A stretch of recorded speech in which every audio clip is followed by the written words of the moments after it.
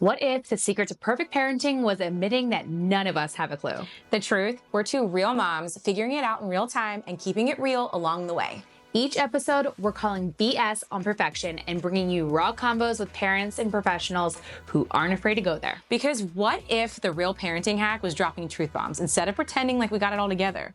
Let's get into it. And I just want to tell you guys that, like, I would have thought that in the number of people who made a point to go on I made 60 days worth of posts in a row, but it was all from different angles, right? And like, I was just, here's how I feel seeing moms walking on the street with a stroller. Here's how I feel somebody bringing up kids. Here's how I feel. It was just any little moment I had to like get it out of me. Yeah. And so I ended up with this like huge collection of posts that, looking back now, I'm like, how did everyone not unfollow me? Like, that is unreal. But the number of people who championed me along the way, like, I just thank them, because they were like, please don't stop sharing. Please don't stop. You're helping so much. You're helping so much. Yeah. And the people who are like, you're giving words to things I never felt. So not only was it healing for me, but I just want to encourage other people that there are people out there who, if they knew that you wanted to talk about this, they're more than willing to listen and be there for you. Mm-hmm. And had I not had that, I don't think I would have been able to go through months 4, 5, 6, 7 if I didn't have the different waves of people who were willing to Plus, I think those posts, like if you went, I don't know how many times you've gone back, but if you go back from day 1 through day 60, I mean, even seeing you here now, there's a lightness that you can see, like going into the deep dark and coming out into some light, And so I think that's a message of hope, really, for those people who either are going through it or have gone through that. You're like, oh my gosh, I can get through this too. And I think that's the most important thing. And I think that's what people forget about it, is that even though grief is not linear, and healing is not linear, there is a healed moment or a healing moment where you're like, I can breathe. Yeah. I have a breath. And what was that? Like, when was that for you? When was that first moment that you took a very big, deep breath and you're like, okay, I can see a little bit of light? The new year. The second that it no longer said 2025, honestly, it like, I had to see like a new year on the calendar. But the thing for me, it was more that I realized in that moment that I didn't feel any differently in my connection to Harvey, although we had now entered 2026. And that was the light bulb moment. I was like, oh, he's not going to go away. Like, right. I didn't like lose him just because I lost his body. And when I realized that I could have gone all of those months and still enter a new year, it's just something about me and like chapters and stuff. I was like, oh, I'm entering this new chapter and I still feel him.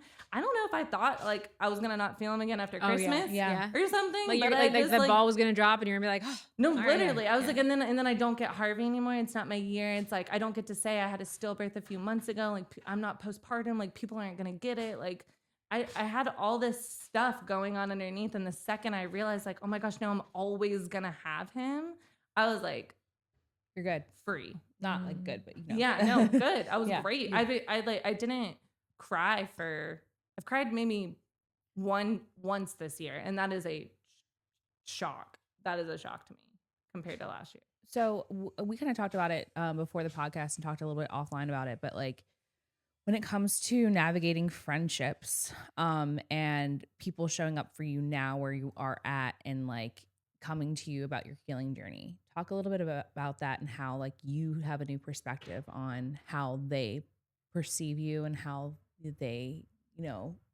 come to you. Yeah. Do you want me to talk? Do we want to talk first about like people, how pregnancy announcements or anything like that? Yeah. I mean, all of that. Definitely. Yeah. Let's get into it. I would say, Courtney's pregnant if you didn't know. Okay. Do you want me to talk about? There's an announcement that we haven't done. So yeah, I think I was talking to Marist. I'm like, we're both trying to get pregnant, and it was the same month.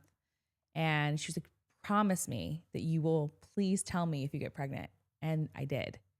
And I couldn't tell her that. I couldn't tell you. I just could not, because there was a girl that did tell you and you came to me and it was some random girl or some girl that you kind of knew. So if you want to talk about that a little bit, but I don't know if you want to tell that story, but or touch on it. Yeah. So Courtney and I, the only month that I really, really wanted to get pregnant was August, because I had happened, or like the cycle after, I had happened to have my period on August 8th. And that was the same exact day that I got my period the month before I found out I was pregnant with Harvey. So I knew if I got pregnant on that cycle that the baby would have Harvey's same date. And I'm just like obsessed with synchronicity and all this stuff. And I was like, cool, not getting pregnant or getting pregnant.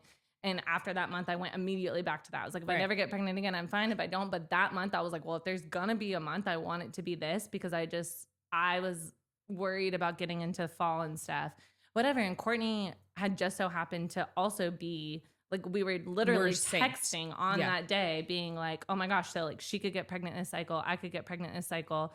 That would be so cool, because she had just had a loss right after I had a loss. And we were just like, that would be like so cool, right? Yeah. And so we were like, we'll tell each other, sort of thing.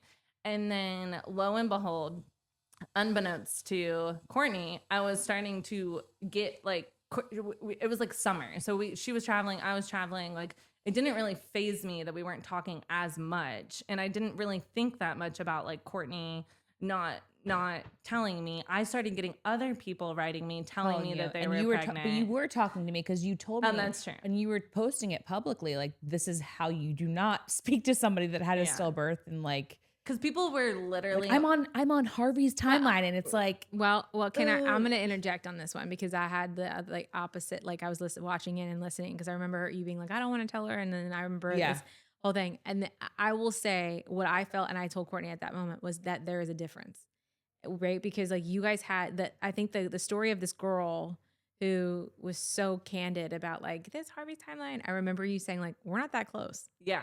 And then there was like some weird thing about a baby shower or something like that. No, it was this. It was that I was about to announce on the podcast. No, not you. Her. This baby shower that she got invited to. A book club. The book club. This girl already knew she was pregnant and invited me. We'd never hung out before. Invited me to join her book club, where she knew I would be seeing her month to month. And then the day or 2 days before this book club, and I was like, I want to get into community. Maybe I'll meet some friends, like thinking like, oh, this will be good. And she had also had a loss a month after me, an earlier loss, but she had a loss a month after me and followed me and was very vocal to me about that. And so I was like, oh, we both experienced loss. Like, she's just trying to, this is why we're bonded now, you know? And then she freaking invited me to her book club.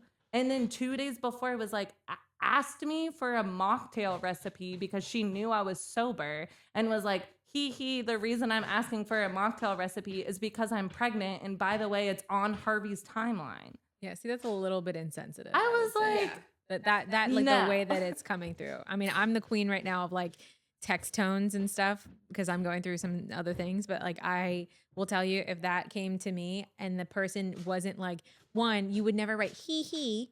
No, you know, she didn't. Yeah, she and didn't say Courtney, he, and like knowing yeah. Courtney, like on this side of things, like you were an extremely sensitive person. Like if and when you would have told her and announced it, it wouldn't have been that candid. Do you know what I mean? Like you have more sense to like care about feelings and stuff like that. That is a totally different person, and I would expect you to react that way. No, I know, but it just didn't feel right at the time. Like it just didn't. And also, I was also protecting, I think, because it was so early. Yeah. And I'd had a miscarriage and a chemical pregnancy. I just was like, I'm not going to say anything right now, because I just wanted, you know. But I remember we were going to do the podcast and announce it. And she looks at me. We're right here. She goes, have you talked to Marist? And I was like, no, I have not told her. I really I feel bad because I didn't tell you. I felt bad for not telling you, because we said that we were going to tell. And then she's like, you need to call her. You need to text her. And I was like, it's not going to just show up on a podcast. She's and she's going to hear it. She's like, you owe her that. And you're like, you're 100% right. And so when I talk about delivering that message, when you're delivering that message, Marist has told me, please do it through text message.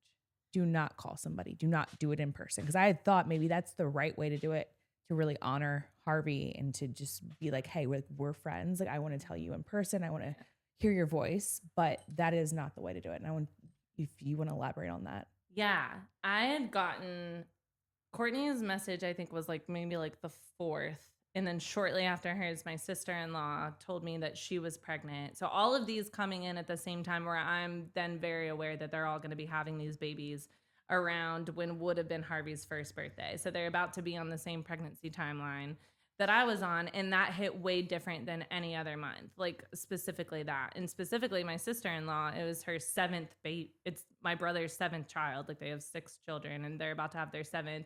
And that kind of is just like a, damn, he's got like all these children and of course he's gonna have a baby. And for me, I was like, oh, another baby like in the family the same month that Harvey should have been the baby in the family, because we didn't have other April birthdays anyways.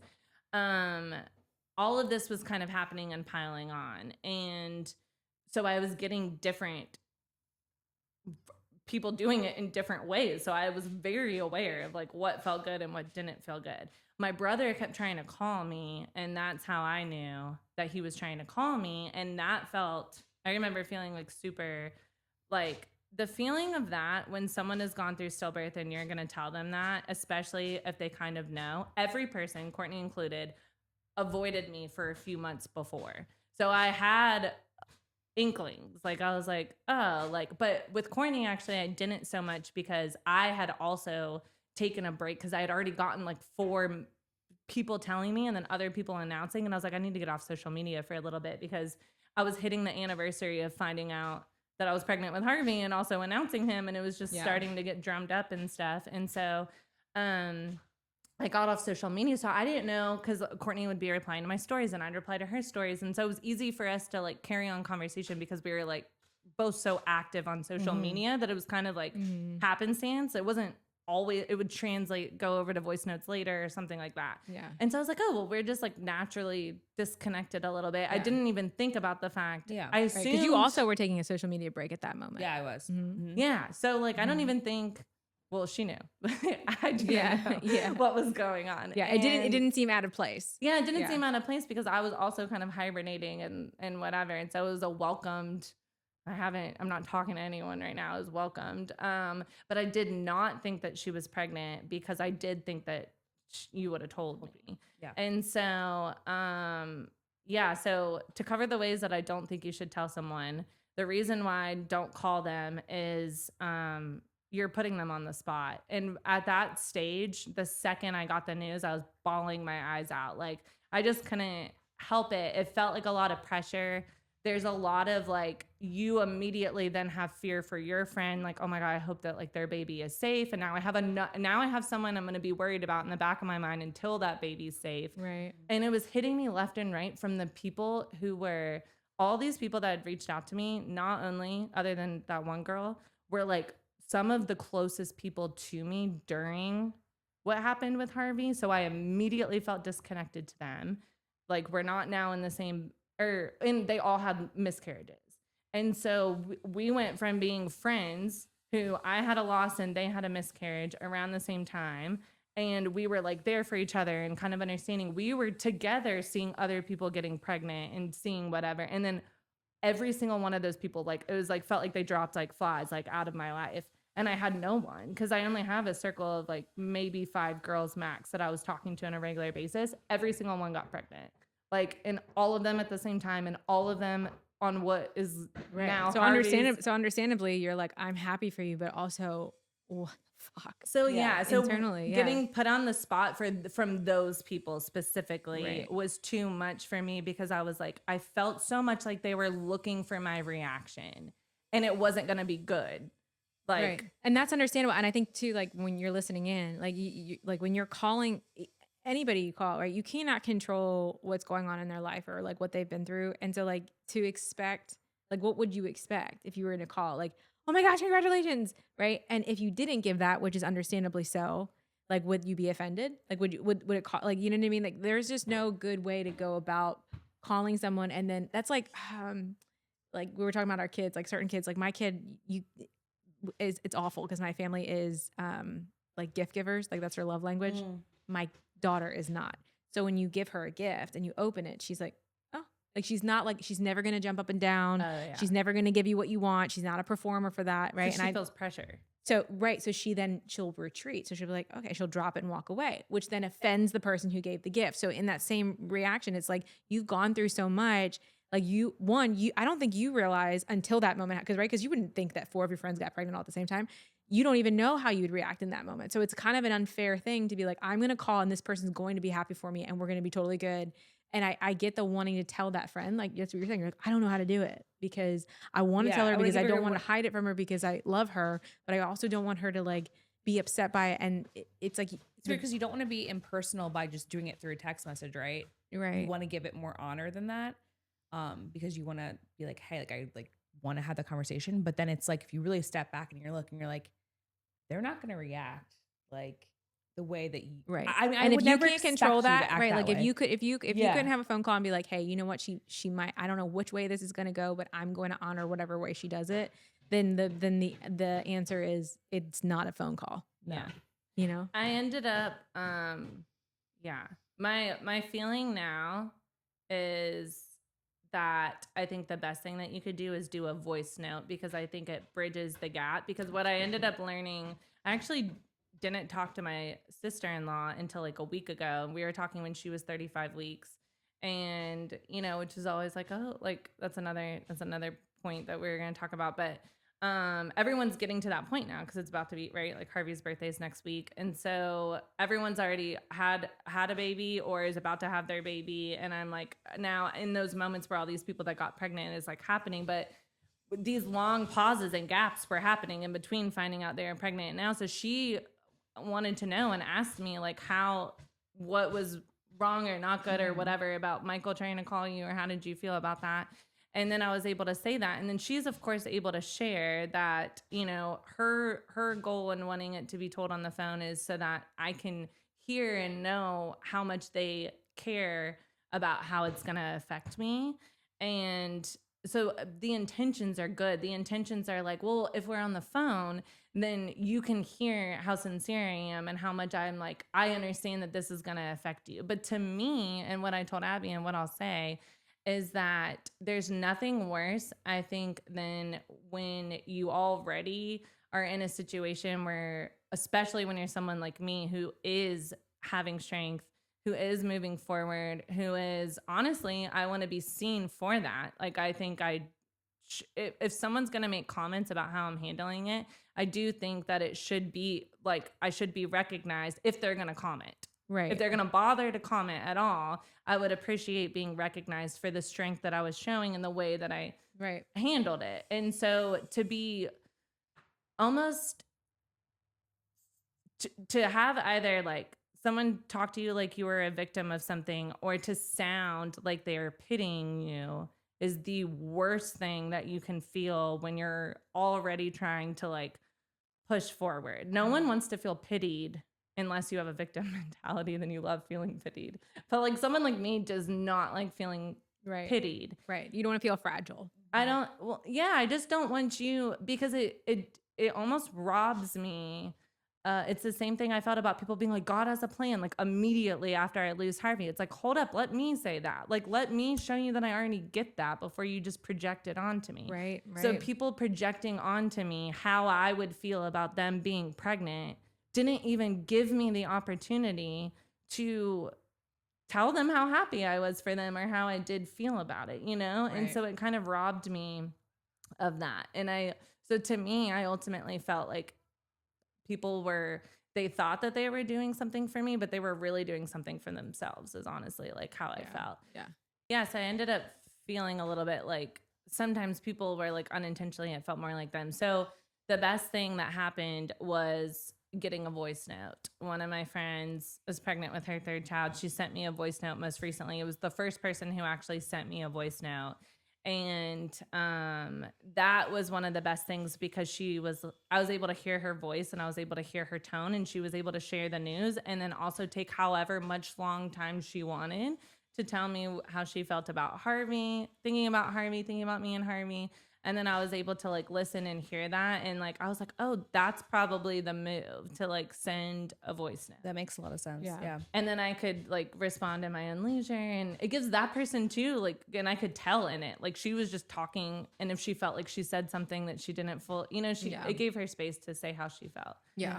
And that helped. And I think that's a specific nuance of grief too, is no matter which grief you're looking at, but that the person who's experiencing the grief like needs the grace to handle. Like we can't expect, like if this happened to me, I wouldn't react like that. If this happened to me, I would want a phone call. But I think we talked about this before, even offline. It's like, then you need to talk to that person who's experiencing the grief. Like, how can I best support? Just like we would say any mom postpartum, how can I best support you?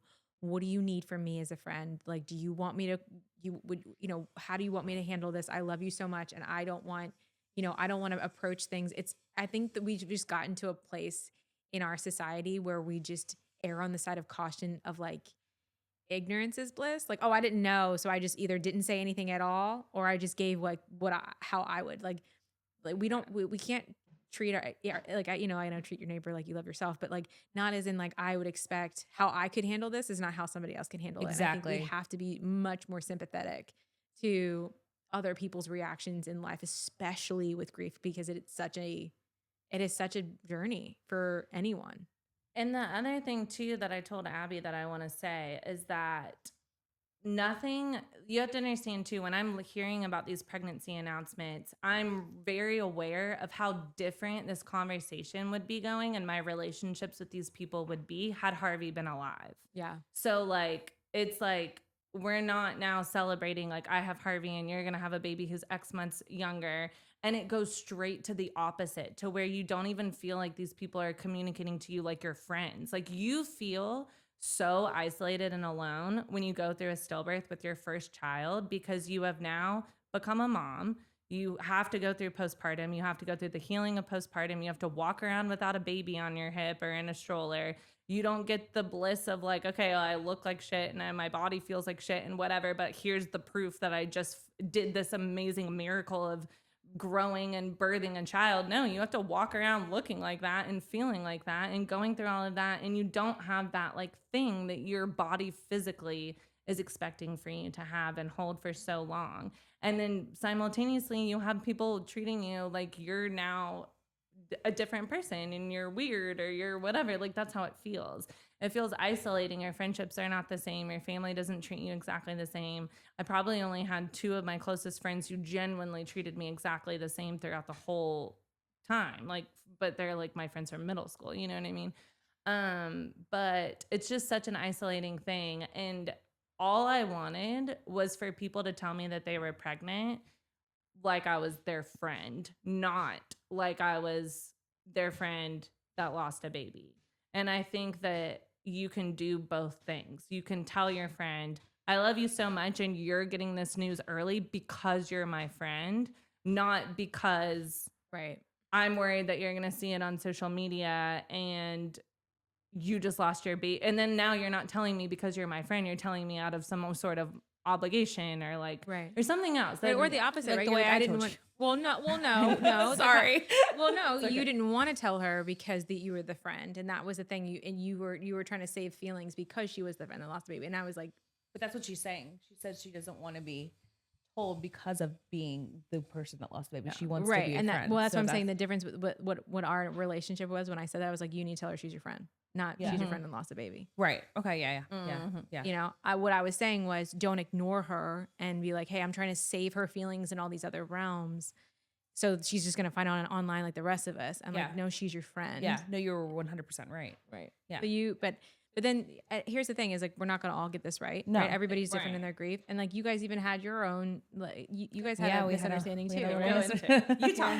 Okay. So I went to church and I can't remember exactly what we were talking about in church and the passage or anything, but I was super emotional because it was about loss. And specifically like miscarriage or just loss of a baby. And I was crying throughout the entire sermon. And for some reason, they also brought, like in the very beginning, they were like, if anyone's experienced loss or stillbirth or lost their child, this is somewhere that couples can go and heal that. And I was like, should I tell Marist about this? But because her and Andrew are pretty solid. Like they're pretty ping-pongy when it comes to like, if Marist is down, Andrew's here. And then I think it was like a week later, you had posted that it happened at the same time. And I was like, is this my sign to tell her something? But going back to the sermon too, I mean, I was just crying because that time when I lost and then, or you had your loss, and then shortly after I had my miscarriage, there was other people in my life too that were going through loss. And that April, May, June kind of area, just thinking about it with all the loss that was happening with friends and myself, I get so emotional over it. I lose it. Like, it's just like, it's just like a time in my life where it's like everybody. And I messaged Marist and I was like, hey, here's a resource. Like, I just want to send you the sermon. Like, it just really made me super emotional, made me think about you. And it did not go over well. It did not go. It did not go. It was right before Christmas. And I was like, Okay, what you just said was the toughest part of your time was Christmas. And yes. Yeah. And I just felt like, because I saw her story with her and Andrew not having that lineup, that it was God's way of telling me, hey, did you guys, were you guys in tandem prior to this? Like, had you been like more communicative or less we'd communicative? been more communicative at that point, right? Like, or was it like an out of the blue text message and you were like, we what? definitely weren't as close. Not as as we close, were. but okay. I think it was, because she had probably told me like 2 months before that she was pregnant, and then we were kind of like loosely Yeah. engaged. So how did you receive it then? I did not receive it well. Courtney and I have always had really good communication where even if she had said something that was like slightly, like, I always felt her heart and her intentions, and I was the first person to be like, I would tell Courtney all the time, like, Courtney, you can say whatever you want to say to me. Like, I know you and I know whatever. And I saw her a lot. Like, I could communicate well with her, and she would always say, like, thank you for saying that. And so we talked a lot during my grief and my pregnancy. And I always was like, and Courtney was always the first person to be like, I hope I'm not like this or that or whatever. And I was like, no. Like, I understand. And like, you're please really tell good me when at I'm listening. wrong. I asked, I'm like, please tell me when I'm wrong. And so like, she did. And I always told her. Yeah. I did always tell her. I was like, no, because Courtney would be like, oh, I'm whatever. And I was like, listen, I will never bullshit you. I was like, if you ever like cross a line with me, like, I will tell you. I was like, that's just who I am. Like, I promise I'll tell you. And I told her, and then we did not speak. She ended up texting me to clarify, but I was so mad that we didn't talk for months. Yeah. Like, what were you mad about? Like, what was the? Yeah, I know. Can we get into that or no? Am I like doing like reality TV? Like, no, I'm just no, like yeah, I just want to understand. Help people. I think it. I think it'll help because we've worked it out. Like, was it the here. delivery? Was it the actual message itself? Was it like you were just in a bad place and it was just the wrong time to receive something like that? Like, what was happening then? So the video that Courtney saw was a 12-minute long video, a very long video that you would have had to really listen to and process, in my opinion, in order to speak on it. And it was the sermon. No. This is a 12-minute video that she was like, she had gone to a sermon, felt called to share it with me, kept it in her back pocket, and then saw this video that I posted as the divine moment of like, now's my time to share this with your Marist, video. my video. Okay. So this was a 12-minute long video that was the most vulnerable video I've ever posted, specifically about me and, I'm very open about me and Andrew. It was right before Christmas, and you would have had to really listen and process the whole video. And my gut reaction was Courtney said that she saw my video, and I was like, she did not watch this video. She's sending me this text. Like, she saw the caption of my video. I think I probably and watched. sent me. I think I saw maybe whatever you had posted on your story, and I didn't know it was a 12-minute video. Yeah, she like I I just whatever showed up in the story. Yeah, I was like, she did not watch this whole 12 video. minutes. Yeah. But she started her text with, hey, I saw your video. So immediately I got triggered because, like, I get really triggered if I'm going to talk about grief or I'm going to talk about something. Like, my personal opinion, if someone is being vulnerable and you want to speak to it, I think that you should not casually do that. And I think people will see the headline, they'll see a bit of the caption, and they'll want to say something or relate to it or something, and they just leave knee-jerk comments. And it's like, and then it just becomes very obvious that you didn't even listen to what this video was about. And so I was like unreceptive immediately. Which is completely fair. I just jumped because I was like, oh, God was talking to me. Because the caption, right. Like, the text overlaid on this video was, this was the hardest moment Andrew and I have faced since losing Harvey. Yeah. That's what the thing was. This episode is brought to you by Needed, a a brand I genuinely love and have actually been using for about 2 years now during my trying to conceive journey and now throughout pregnancy, including over a year before they ever reached out to partner with us. One of the things I appreciate most about Needed is that their supplements are formulated based on what women actually need nutritionally, especially during fertility, pregnancy, and postpartum. A lot of prenatals on the market are underdosed or missing key nutrients. For example, many prenatals don't include enough choline, which is really important for baby's brain and nervous system development. Good news is that Needed recently reformulated their multi-essentials prenatal and actually increased the amount of choline from 150 milligrams to 200 milligrams, which is amazing to see because it's such an essential nutrient that's often overlooked. Right now, I'm taking the reformulated multi-essentials prenatal, but I also love their collagen protein. It is such an easy way to get extra protein in, and the collagen supports things like skin, joints, and tissue support during pregnancy and postpartum recovery. I also just went ahead and ordered their iron support because I naturally tend to run a little low on iron, especially towards the end of pregnancy, and I want my levels to be strong going into postpartum because we all know that little baby just sucks the life out of us, right? And I love that theirs is formulated to be highly absorbable, which is really hard to find, and super gentle, which is also really hard to find. What's really cool about Needed is that they support women through every stage of the mother span, not just pregnancy. They have products for general women's health, cycle support, trying to conceive, pregnancy, postpartum, and even perimenopause. If you want to check them out, go to thisisneeded.com and use the code TruthMoms, that's TRUTHMOMS, for 20% off your order. Okay, this is one of those brands that once you switch, you literally don't go back. I also feel like it's one of those small changes that actually makes a big difference in your home, especially as a mom. I'm talking about Truly Free. And what I love is that they're all about non-toxic, safer cleaning products without all the harsh chemicals. Because let's be honest, we're constantly cleaning surfaces our kids are touching, crawling on, putting things in their mouths, all of it. You know what I'm talking about, y'all. And I feel like a lot of us grew up thinking the stronger, the cleaner, the better. I'm talking about the bleaches, the ammonias, the stuff that just burns your nose hairs. Like everything does not need to be completely disinfected all of the time. But the reality is the super harsh cleaners like bleach don't just kill the bad stuff. They wipe out basically everything, even the harmless bacteria.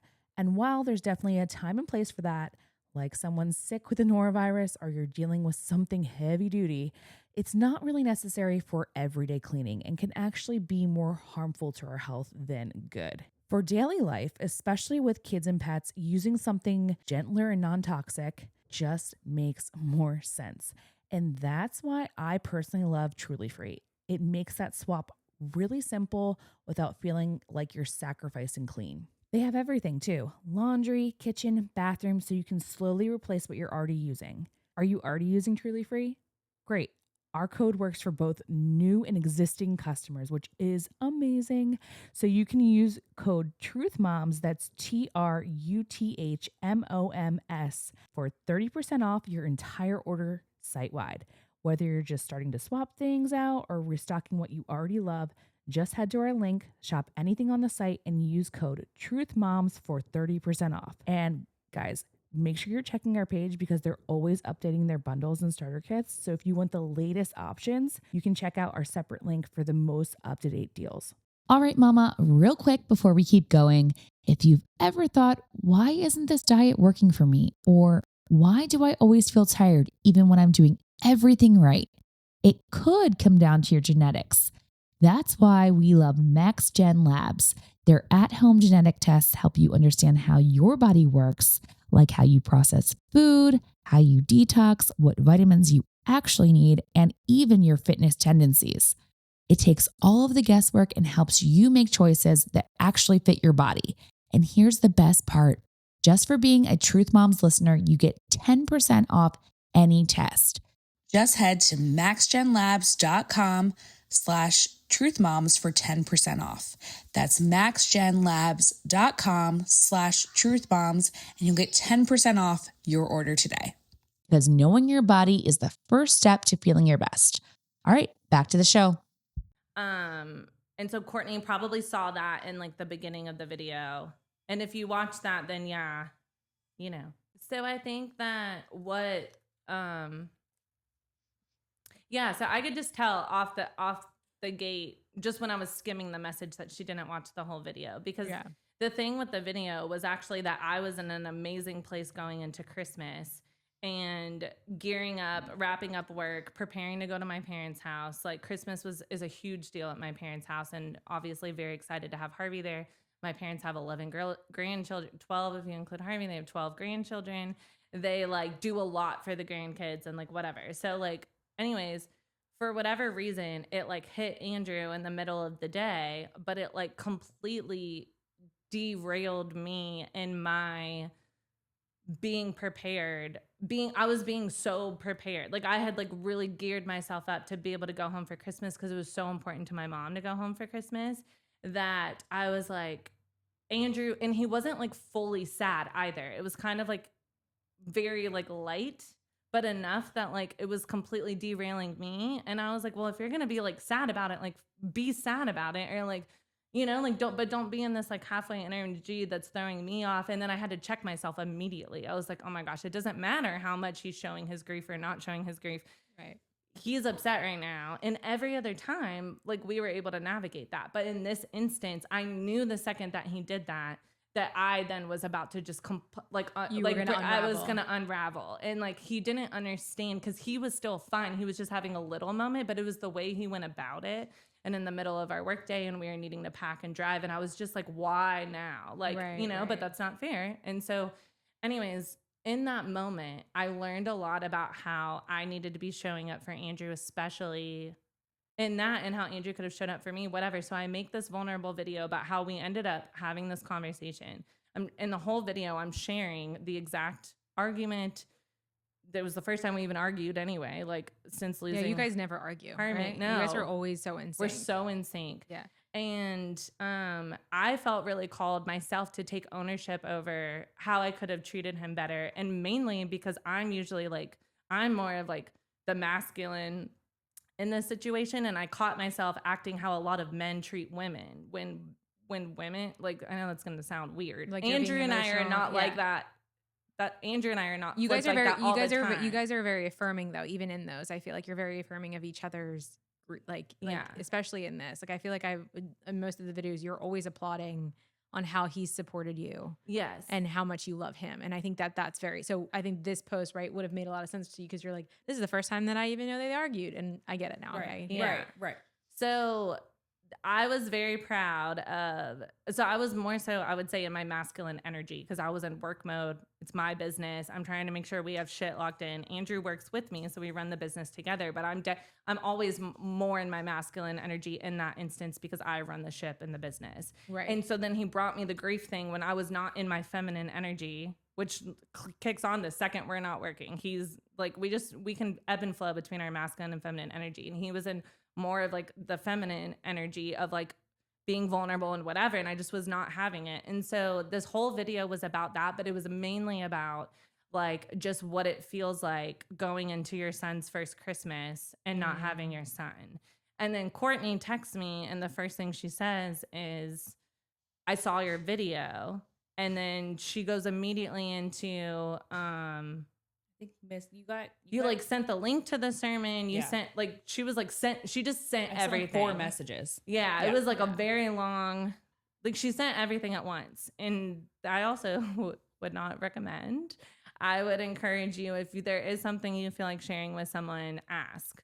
Say, hey, I have something that I thought of you. Are you in a good place right now? Like, is this something you want to share? Yeah. But I think people do get nervous and they're just like, whatever, I'm just going to like dump it on them. And like, hope that by me coloring the text and saying like, I hope it's okay, I'm sending this or whatever is like enough. And for me in that moment, it like wasn't enough. And I was more so upset that there was nothing in there that showed that she actually listened to the video. And that's how I knew based on what she sent that she only saw the headline because I framed it like our most difficult moment. But I was like, this, anyways. And so she shares this. The other thing that really triggered me was one of the first lines of the text was, I don't know where you are in your walk with God. And that really triggered me, because I think that I get a trigger when people, I think that there are people in attending organized religion, church, whatever I grew up in, and I used to do this. So I know how it feels to kind of like push stuff on people and doing it. Not regardless of that, regardless of if you're in organized religion and wanting to share something from your church or whatever, I think that's totally normal and like valid. I think that it was specifically that I was so open about, like, I guess I didn't understand like why that mattered. Like, I didn't understand the comment of like, I don't know where you are in your walk with God, when like it made me feel unseen, because I was like, how can Courtney, of all people who have like followed my whole journey and knows how like how much faith that I had, and like, oh, my leg is like I guess it's like when I don't know where you're at. Like, I don't know where you're at when it comes to, I know that like God was definitely a thing when it came to Harvey, but I didn't know if you really wanted to listen to a sermon. Do you know what I mean? Like, I don't know if like, because you're going, you know what I'm saying? I got this message because people do that to me, and it's a condescending message. Not you did not mean it condescendingly, but what that says to me is, I don't want to over preach, so I'm going to send you something that's over preachy, because I think that you probably don't have a good walk with God, and I don't want to go throw God on you. So it's like a backhanded thing of saying like, I'm going to send you something not knowing if like you're Catholic or Christian or Buddhist or whatever, but I think that this should apply to you, without saying like, hey, where, like if you didn't really know, if someone does this to me, I go off on this because this is just on me. Yeah. But if someone says that, when somebody does say that to me, that triggers me like crazy, because the first question isn't, let me hand you something based on my assumption of where you are. Yeah. Instead of just being like, hey, where are you with your walk with God? Right. Like it should have been a question before just sending it off to her. But you guys have such a good friendship. I get like your wholeheartedness in that, but like my random people who have said that, like, oh, I don't know like how Catholic you are or like how Christian you are, but like I found this thing that I think applies to you. I do think that it absolutely implies that that person thinks that they're more morally or they have a different. Yes, I know you're going to say no, you didn't mean it, but that's what I. I'm totally hearing her, and I'm totally like agreeing with how like now looking back on how I delivered it was completely wrong, and like I apologize to nth degree. And we are good now. We're on good. I feel like this is a reunion for I'm sorry. I didn't mean to get it. What I'm trying to get people to hear is that like it is so like we just have gotten so far from being able to communicate with each other, because truthfully, your good-heartedness, you were trying to come at it from a place of like, I don't want to inch too forward.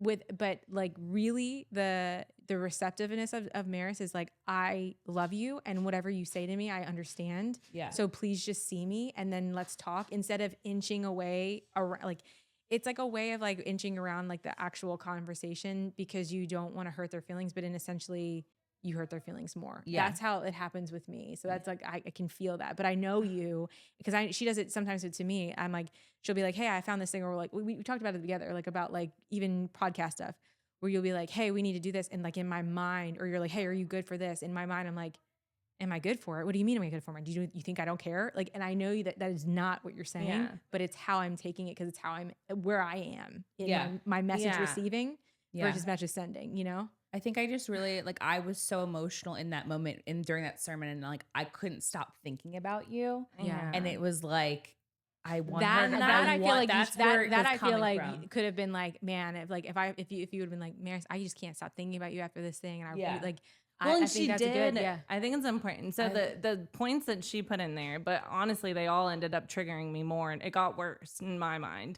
Like the first thing was I watched the video, but I felt like you didn't watch the video. But then the second thing was like the God thing.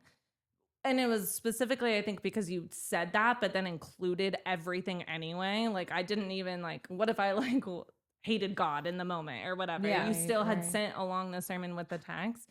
But like, again, this isn't like I'm just going to be honest about like how It's I fine. felt in Yeah. the moment. And then the next thing was she said, I was thinking about, she did clarify, like she did absolutely include that we didn't go through the same thing, but she had a sentence that said, I couldn't stop thinking about what we went through.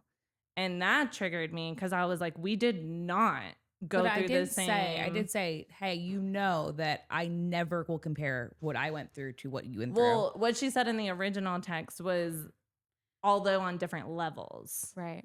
And I get so triggered by that. People calling it different levels. Like, that does not even begin to cover it. Like, I think it's so unfair to act like, and I was talking to my friend Taylor about this, who lost the baby like a little bit later in like 20 something weeks. People will say that to me all the time who had miscarriages. And I am the first person who's like, a loss is a loss. If you lost your baby, if you got a pregnancy, if you had a chemical pregnancy, you had your baby and then you didn't have your baby, and I will honor that all day long.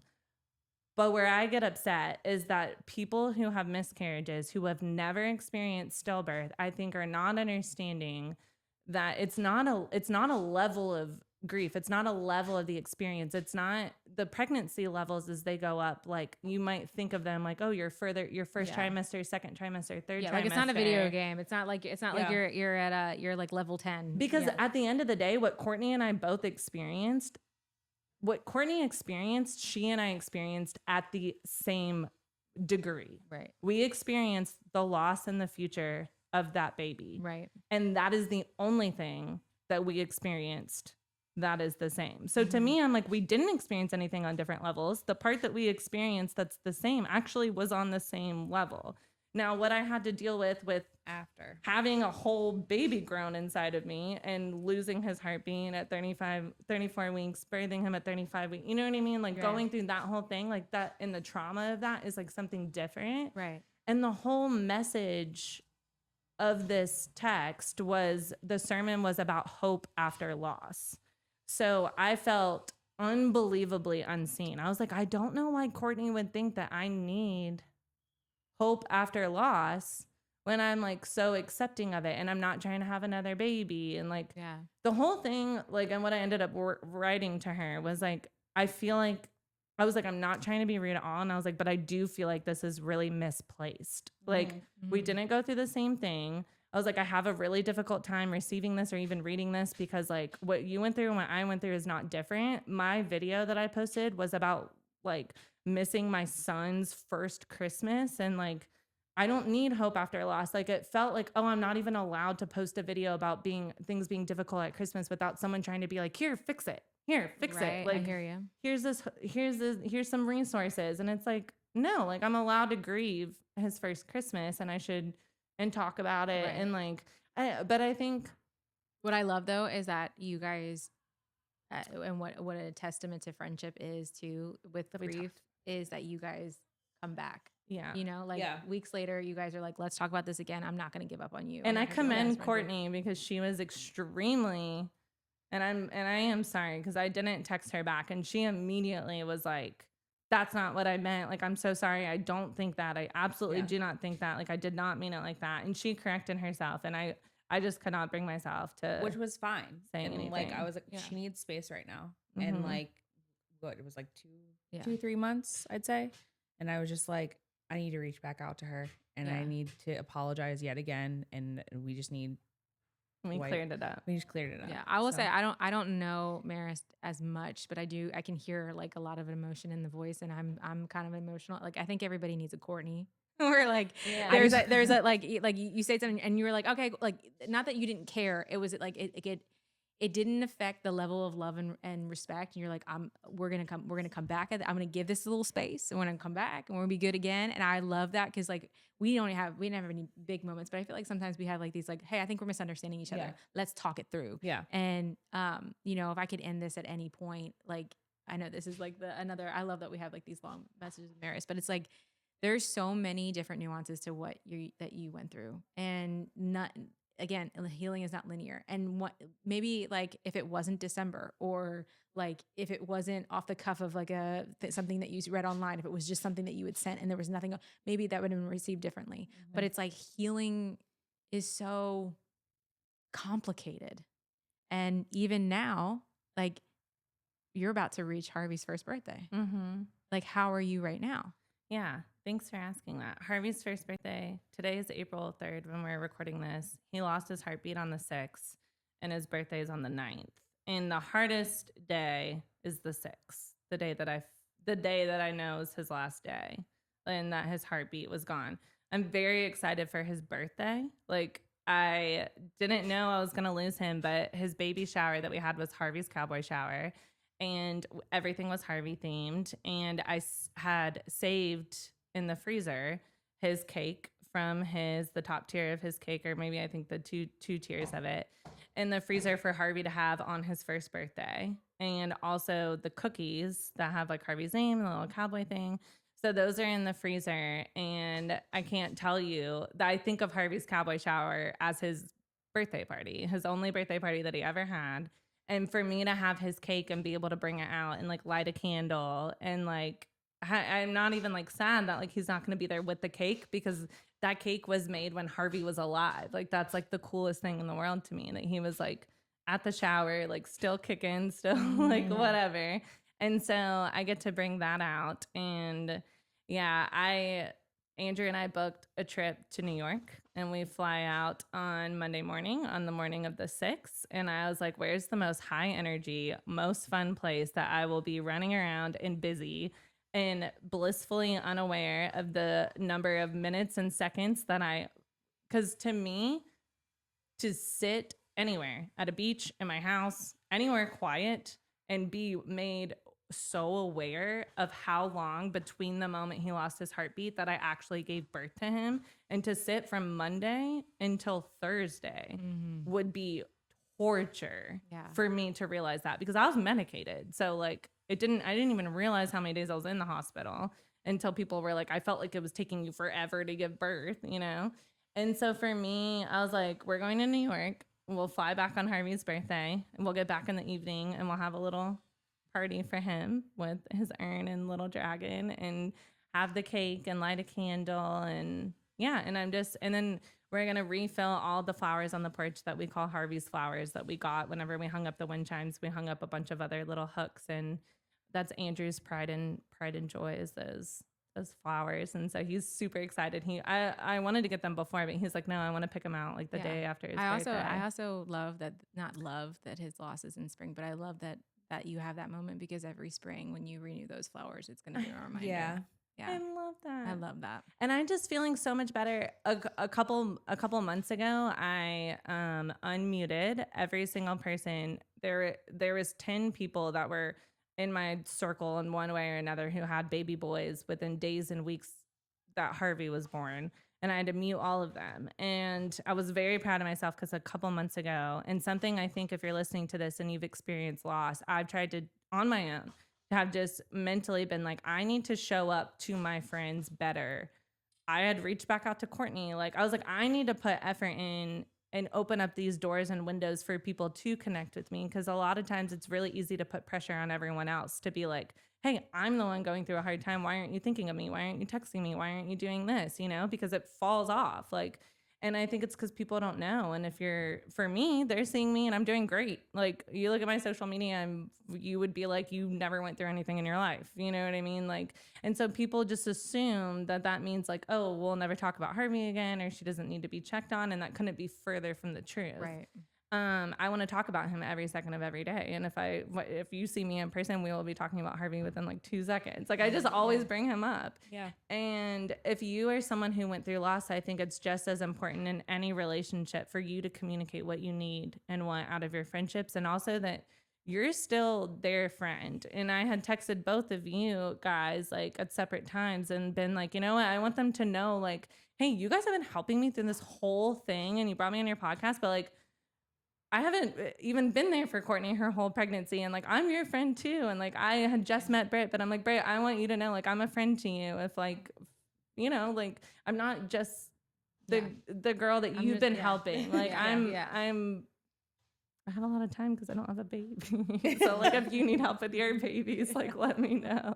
I'm just like, hey, I'm like, I'm here now and I'm better. And so I unmuted those people and I told them that I muted them. And I was like, look, like I I love that. And I want you to know, like, I'm back. I'm going to be watching again. I'm so happy for you. Like, thank you so much I hope that you'll receive this well. And like, understand I had nothing against you. And like, I know I've been quiet, and cause those people got quiet too. Cause they're probably like, oh, they don't want to hear from me. I don't want to hear from whatever. Right. And then now I've been able to engage with their babies, and you know, I'm calling it, it's my own exposure therapy. Mm-hmm. A little boy, of course, moved in the house behind us, which is connected to ours, well, diagonal.